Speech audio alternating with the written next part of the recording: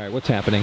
What's happening? Oh, dude, my stove. your stove got torched. That's never happened yet. Oh, oh, right up against your face. Oh my god. Oh, what if it goes? This is good TV. This is good This YouTube. is must-see TV. Backpacker blows his face off. God. We got this. Oh, Wow. That's an expensive break. Gossamer gear, the $40 trekking poles I used for 3 years would have withstood this. Well, after months of everybody making fun of me, look what happened to Kevin. I was sitting motionless, enjoying the most incredible backpacking sunset, and then I heard the crack, so... So your life sucks now. Yeah, this blows. Now all that just sucked. Let's talk about it. Welcome back to another video, and today we're going to talk about some just terrible things that have happened to us on the trail so that they do not happen to you. Roll the plug. Hey, I need you to help me with something, okay? And I will give you this. I'll give you this if you help me. Yeah. Okay, what is this? Okay, I need you to say, click the link. Wait. Click the link. Hold on, I need you to say, like and subscribe. Like and subscribe. I need you to say, check out the merch. Check out the merch. And I need you to say, check out the podcast. Check out the podcast. Okay, one more thing. Here, look at me. I need you to say, click the bell.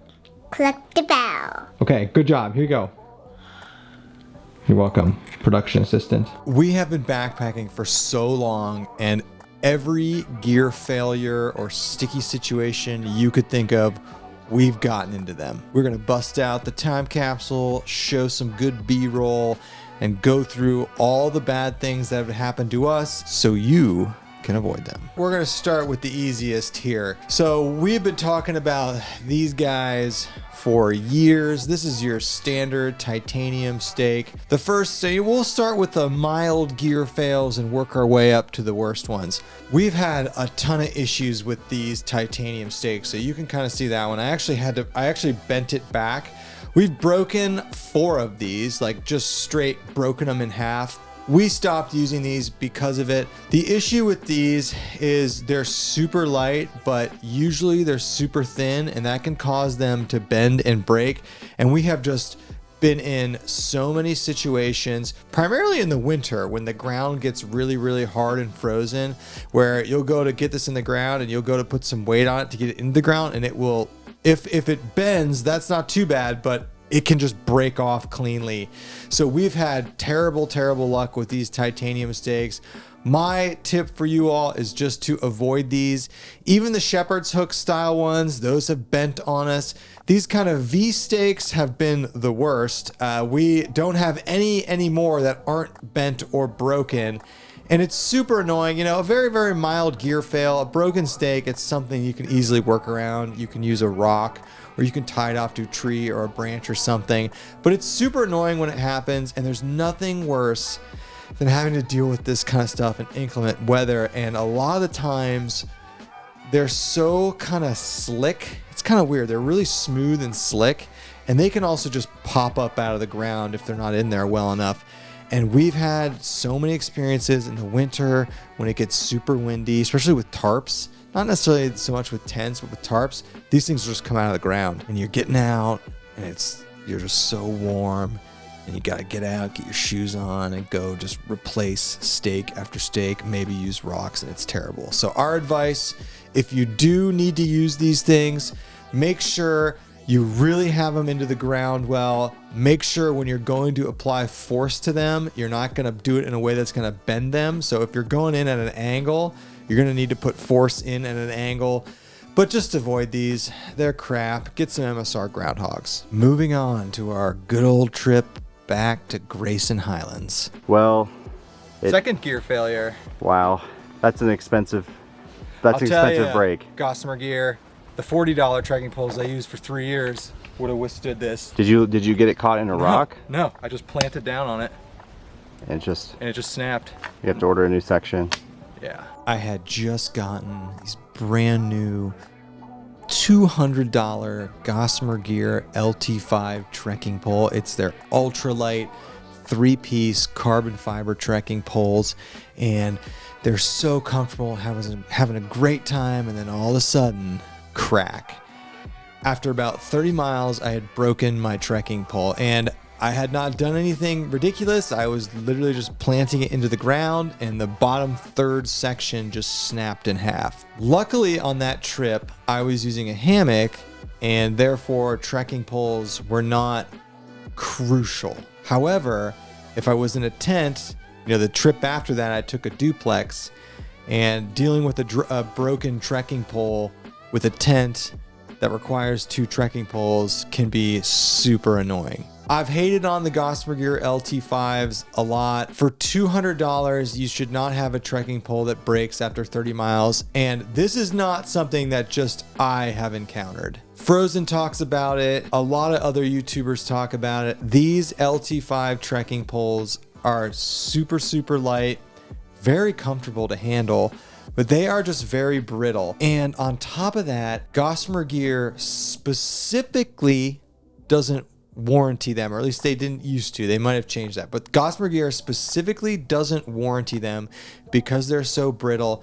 And mine broke after 30 miles, and I've talked to so many people who's also have broken, and it just sucks. My advice for dealing with this: 1, if you have a tent, you're going out there and it requires 2 trekking poles, your backup plan if one of those fails is you're gonna have to use a stick, or you can get really creative with cordage and tying up the other side of the tent if you need to and you don't have a trekking pole. But what I would do is make sure you have some tape, and so most of the time these trekking poles will break on the bottom. You can tape that thing back together. That's what I would be doing if I ended up having to use that trekking pole for my tent. It was super annoying. I just had to carry a broken piece of trash, an 8-ounce piece of trash for 2 days after that thing broke. And I was just hiking. I just put the thing down, soft ground, and the bottom, the bottom third of the trekking pole just snapped in half. All right, we're moving on up into the broken gear. Next thing that's happened to us, which not a trip deal breaker at all, but super annoying. And if you know us, there couldn't be anything worse for us than breaking a chair. Well, after months of everybody making fun of me, look what happened to Kevin. I'm trying to think, when did we get these? Over a year ago. 2 years? Yeah, his chair 0 kaput. I was just sitting here thinking about how this was the perfect backpacking trip, and then there's a crack.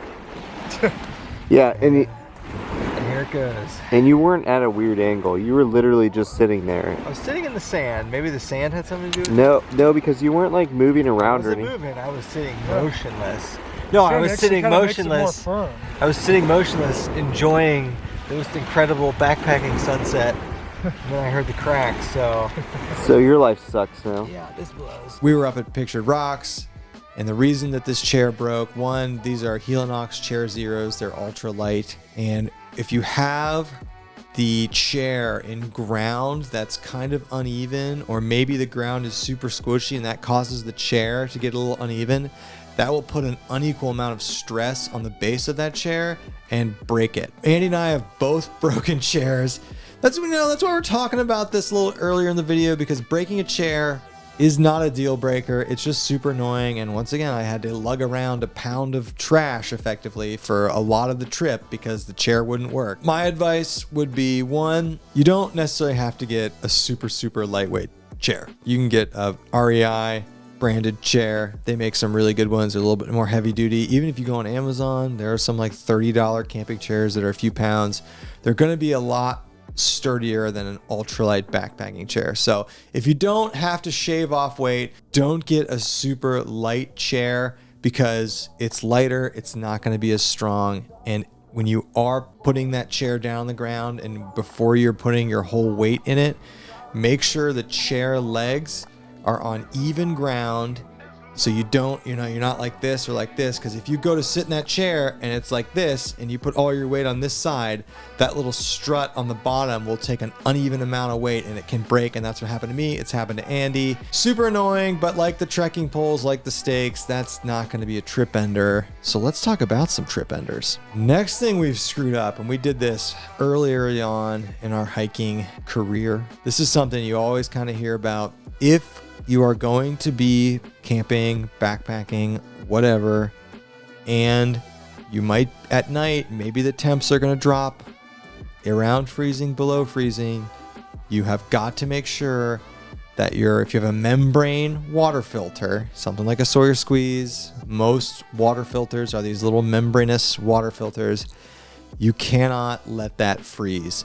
The water that's in there, when it freezes, it will expand and it will potentially break that membrane.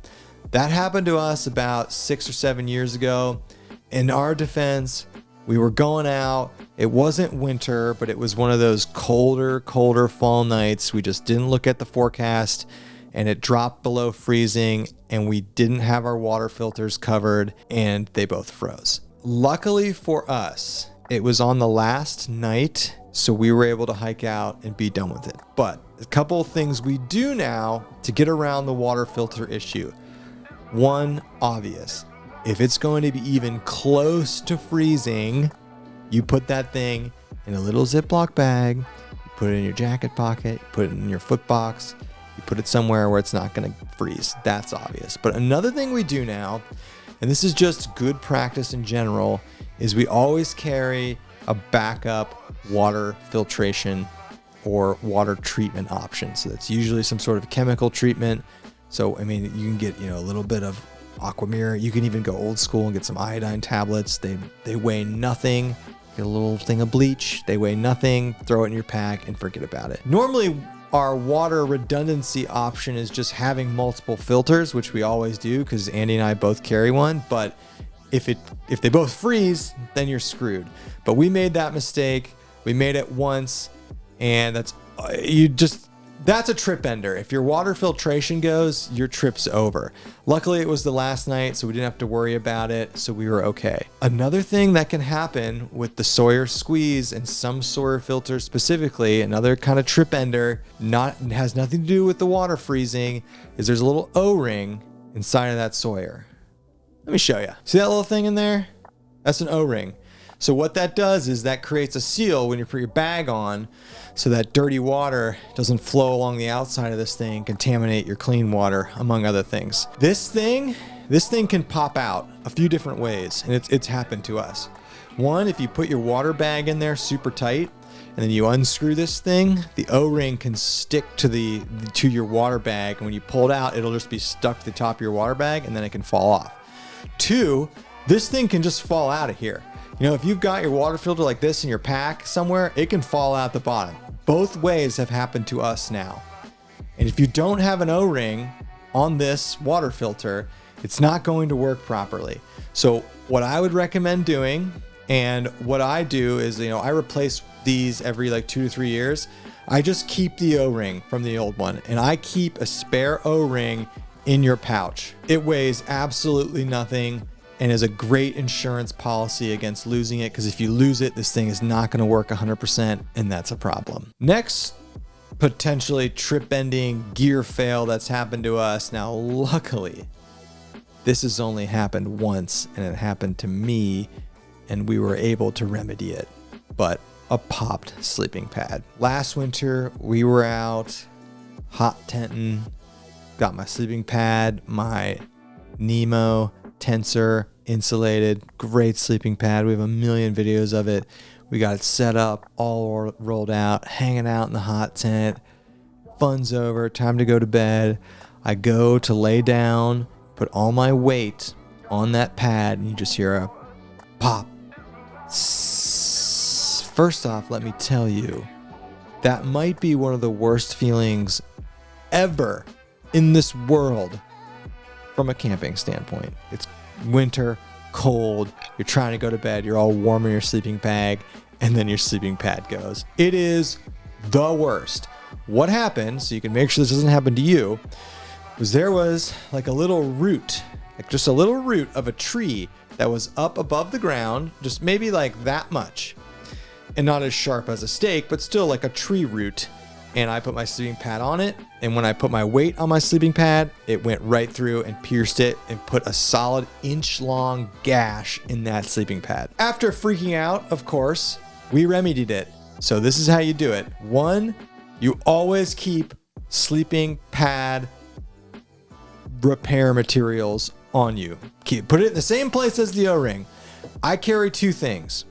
I carry 1, the patch kit that came with the sleeping pad, and then 2, and this was an Andy recommendation. Lightsmith sells them, little pads of tenacious tape cut perfectly to fit on a sleeping pad. I'll tell you, I put that patch of tenacious tape on there and filled it back up, and I've probably used that pad 20 nights since then, and it still holds. So we were able to remedy it. Thank God it was an easy tear. Some other things you can do, which really would suck to do in the field, but if you have a leak in your pad and you don't know where it is, a common thing you can do is get your pad wet around where you think the air leak might be and start looking for bubbles. That's kind of what they tell you to do, because especially in the winter, that thing's your main source of insulation from the ground, and you have got to get it fixed. I mean, the sleeping pad going for me is a total trip ender. Last thing I'm going to talk about today, this has happened to us a lot. Not a trip ender. We'll end on something nice and soft, but something that is super annoying and will make you look so stupid. Let me get some stuff. So, hanging out by the fire, maybe by the hot tent, and you get some embers. So, my down jackets have little pieces of black tenacious tape all over them where embers have pierced my clothing. It happens all the time. It's super annoying. Don't let it happen to you. It's obviously not a trip ender, but you could have a $300 or $400 jacket and get a bunch of holes in it. So a few things. One, on my Arc'teryx jacket here, shout out to my mother-in-law for doing this for me. I literally was in the hot tent, and I just brushed up against the pipe of the hot tent, and it melted this entire inside of this jacket. So she was able to get some repair pouches and repair this. On my down jackets, I've got little black pieces of tenacious tape everywhere on them, because down will just start pouring out the holes, and it's super annoying. Another thing that has happened to us now is make sure when you set up your tent, when you set up your hammock, when you set up your hot tent, and you have a fire going outside, take a look. Those embers from that fire can go 5, 10, 20 feet easily, especially if it's windy. I've got holes in my tarps now. I've got a hole in my tent rainfly. Just super easy thing to avoid. Not a trip ender, but learn from our mistakes and just be wary about all these like high-tech fabrics out there, because they will melt. Last thing, and this is probably the most annoying thing that has happened to us. Not the worst, but we have broken the spreader bars in a bridge hammock. Here's what can happen. Those spreader bars, they spread the hammock out. They're not meant to take a ton of tension. What can happen is, when you're in there getting all settled in your hammock, you can reach back, try and pull yourself up and grab those spreader bars, and they can break. Or they can break for no reason at all, which happened to Andy. Now, when this happens in the field, there's a few things you can do. We've done 2 different things. One, you can use a trekking pole. You can take a trekking pole, you can lash some cordage on the outside of it, and you can use that as a spreader bar. 2, you can use a stick. We've done that before. Same kind of concept, stick a stick in there. Once again, there's not a lot of tension on those spreader bar poles. That's why they're not built to withstand a lot of tension. And lastly, you can just sleep in the hammock without them. It won't be as comfortable of a night, but it'll work. Those are all our gear fails, or at least the big ones we can think of that have happened to us over the last 7-8 years. All of them super annoying, all of them expensive, and a few of them trip enders. So be wary, listen to these tips, and hopefully it saves you in the future.